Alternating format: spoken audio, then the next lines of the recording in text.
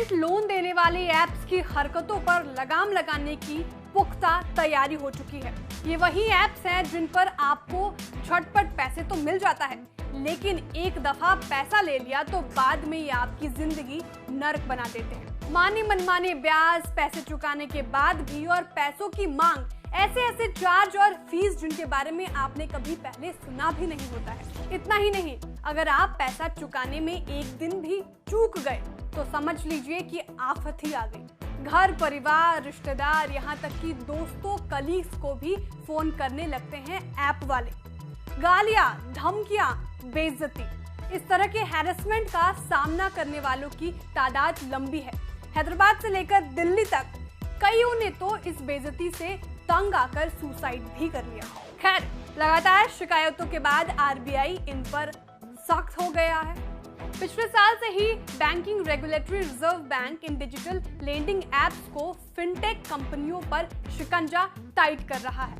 नया कदम बुधवार को आया जब रिजर्व बैंक ने फिनटेक्स के लिए डिजिटल लेंडिंग गाइडलाइंस जारी कर दी। इन दिशा निर्देशों के आने के बाद से पूरे फिनटेक सेक्टर में हलचल भले ही मच गई हो, लेकिन एक कंज्यूमर के तौर पर आपके लिए ये कदम वाकई राहत देने वाला है। अब आप पूछेंगे कि भाई नए नियम क्या हैं और आम लोगों को इससे कैसे फायदा होगा। तो बात ऐसी है कि सबसे पहले तो रिजर्व बैंक ने थर्ड पार्टी को इस धंधे से बाहर कर दिया है। थर्ड पार्टी का रोल खत्म हो जाएगा। सभी लोन क्रेडिट ब्यूरो को बताने होंगे, ब्याज दर, दूसरे चार्ज भी बताने होंगे। सभी चार्ज सीधे बैंक को चुकाए जाएंगे। अपने आप नहीं बढ़ सकेगा क्रेडिट लिमिट। पूरा लेन देन बैंक और ग्राहक के बीच ही होगा। लोन का पैसा सीधे बैंक के खाते से ग्राहक के खाते में जाएगा। माने रिजर्व बैंक की रेगुलेटेड इकाई जिसे कर्ज देने की इजाजत है, वो और जो कर्ज लेने वाले के बीच में कोई तीसरा पक्ष नहीं होगा।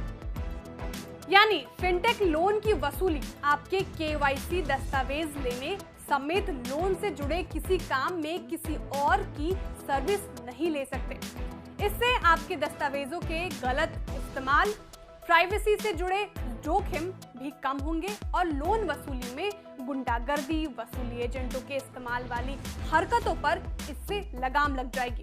अब अगली बात, रिजर्व बैंक ने नए नियमों में कहा है कि डिजिटल लेंडिंग प्लेटफॉर्म्स को ब्याज समेत सभी चार्ज और फीस साफ तौर पर ग्राहकों को बताने होंगे।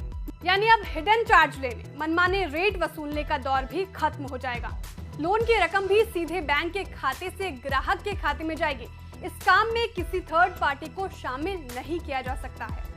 दरअसल पिछले साल से ही रिजर्व बैंक ने डिजिटल लेंडिंग या मोटे तौर पर कहें तो फिनटेक सेक्टर को रेगुलेशन के कड़े दायरे में लाने का मन बना लिया था। फिनटेक कंपनियों और खास तौर पर चाइनीज लेंडिंग ऐप्स के खिलाफ ग्राहकों की बढ़ती शिकायतों पर रिजर्व बैंक ने पिछले साल जनवरी में एक वर्किंग ग्रुप बनाया था।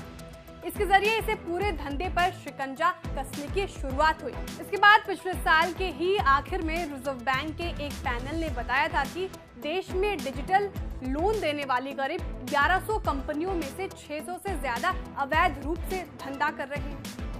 हाल ही में रिजर्व बैंक ने फिनटेक्स को एनबीएफसी के क्रेडिट के जरिए प्रीपेड कार्ड और मोबाइल वॉलेट्स जैसे प्रीपेड पेमेंट इंस्ट्रूमेंट्स पीपीआई को लोड करने से भी रोक दिया था। इसका असर ये हुआ कि स्लाइस, यूनी और लेजी पे जैसे फिनटेक फर्मों के जारी किए जाने वाले प्रीपेड कार्ड्स की तादाद 1 लाख के लेवल से नीचे गए। इस आंकड़ों को ऐसे समझिए कि मई में ही यानी रिजर्व बैंक के नए नियमों से पहले फिनटेक इंडस्ट्री ने 5 से 7 लाख नए प्रीपेड कार्ड जारी किए थे। यानी पूरे फिनटेक सेक्टर को ही सख्त रेगुलेशन में लाने को लेकर रिजर्व बैंक ताबड़तोड़ फैसले ले रहा है। लेकिन अब सवाल ये आ रहा है कि क्या आम लोगों के लिए सबसे ज्यादा परेशानी का सबब बने चाइनीज लेंडिंग एप्स के धंधे पर भी इससे लगाम लगेगी? इसका जवाब ये है कि निश्चित तौर पर चाइनीज इंटेंस लेंडिंग एप्स के लिए कामकाज करना आसान नहीं रहेगा, लेकिन ये कारोबार पूरी तरह से रुक जाएगा, ये कहना जल्दबाजी होगी। हाँ, फिनटेक इंडस्ट्री जरूर आरबीआई की सख्ती से परेशान है। रिजर्व बैंक के ताबड़तोड़ नियम कायदे लाने से इंडस्ट्री कंप्लायंस के बुरे झंझट में फंस गई है। जाहिर बात है कि इनके लिए कारोबार करना आसान नहीं रहने वाला है, लेकिन आम लोगों के लिए रिजर्व बैंक की सख्ती जरूर एक राहत की खबर है। आपको हमारा वीडियो कैसा लगा कमेंट करके जरूर बताएं। वीडियो को लाइक और शेयर करना ना भूलें।